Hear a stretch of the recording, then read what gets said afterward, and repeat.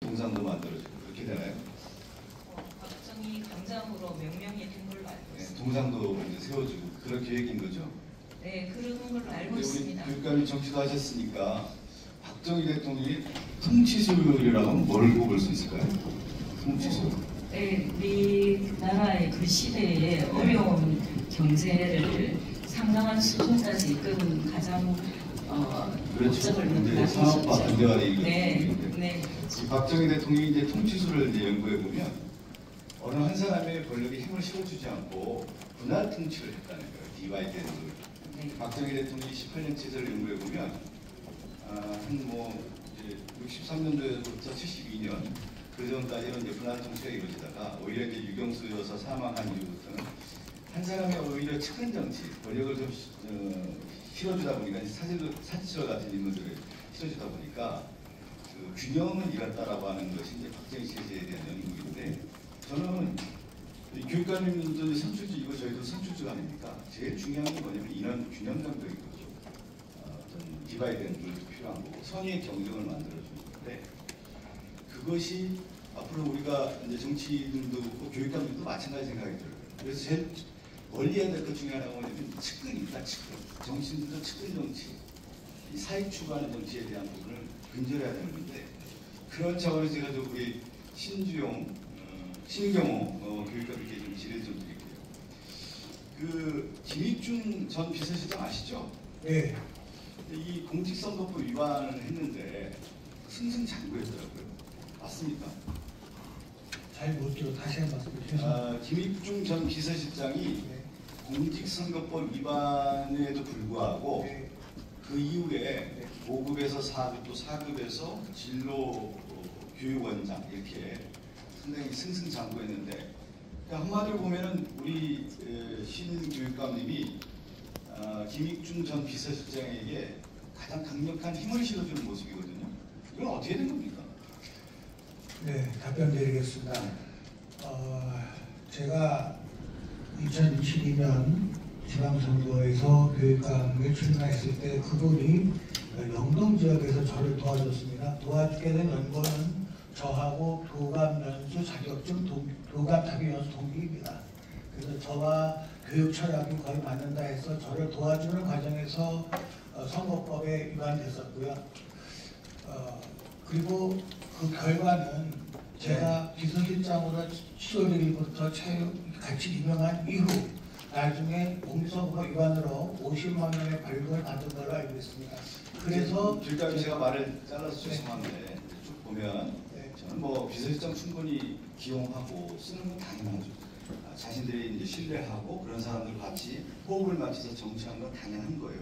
왜 그러냐면 교육감님도 도민들의 선출을 받지 않았습니까? 그러한 역할을 하기 위해서는 자신과 마음을 같이 하는 사람이 반드시 필요하죠. 동지가 필요한 건데 이제 인사라고 하는 것은 아까 얘기한 것처럼 균형 감각이 있어야 되는 것이죠. 어느 한 사람에게 힘을 실어줬다고 하면은 교육관님의 생각과는 달리 시그널을 주는 거예요. 교육 공무원들이라든가 거기 있는 분들이 이 사람이 실세구나.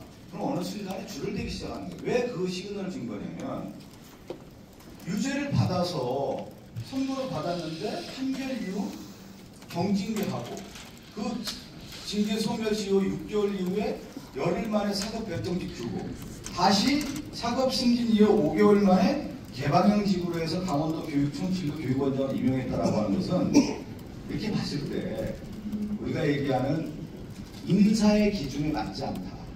이 사람에게 강력한 힘을 실어줬다고 볼 수밖에 없는 거 아니에요? 제가 아까 얘기한 것처럼 박정희 대통령 제가 동대구역 내리면서 저는 박정희 대통령 연구를 많이 했어요. 학교 다닐 때부터 그랬는데 디바이드 앤 룰을 해야 되는 거죠. 어느 한 사람에게 힘을 실어주는 것이 아니라 균형 감각이 있는 인사를 해야 되는 건데 우리 신교육감님의 의도와 달리 많은 교육공무원들에게는 학교에 있는 분들은 그런 생각을 안 가질 수 있다 라고 하는 부분에 우려 섞인 말씀을 제가 드리는 겁니다. 네, 잘 말씀을 좀 해주실까요? 네, 그분이 사립학교 교장만 12년을 하신 분입니다. 강원도 교육부에서 학교 계통으로는 아이들 진학 지원이라든가 다양한 부분에 대해서 많은 그런 노하우를 가지고 계신 분이었고요.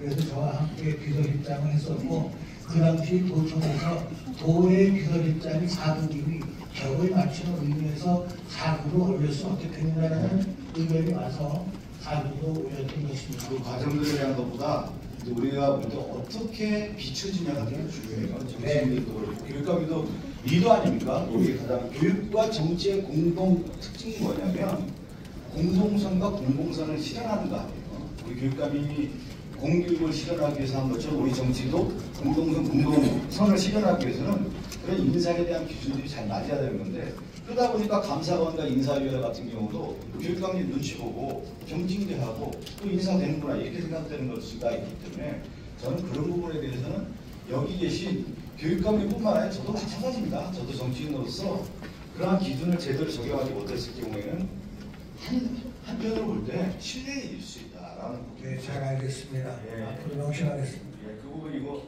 또 이제 그 측근 얘기를 많이 하잖아요. 네. 교육감님 다 여기 계실 텐데 저도 방송국에서 이제 오랫동안 생활해 보면서 느꼈던 것 중에 하나가 교육감님들이 역대 이제 그 무너지는 경우가 뭐냐면 몇 명의 측근 때문에 무너지더라고요. 그것은 여기 경북 교육감이나 대구 교육감님도 마찬가지고 저희들도 같이 정치하는 입장에서는 마찬가지이기 때문에 그러한 부분에 대한 어떤 경계심 그리고 어떤 그런 기준들을 마련해 주는 것이 중요하다. 그런 면에서 앞으로도 인사할 때 국민들, 도민들 특히 교육자로서의 어떤 그 사명감을 볼 때 어떤 인사 준칙을 적용하는 것인지 한번 좀 같이 고민해 보고자 제가 우리 교육감께 지시를 드린 거니까 너무 오해하지 마시고요. 거기에 좋은 교육을 네, 고맙습니다. 감사합니다.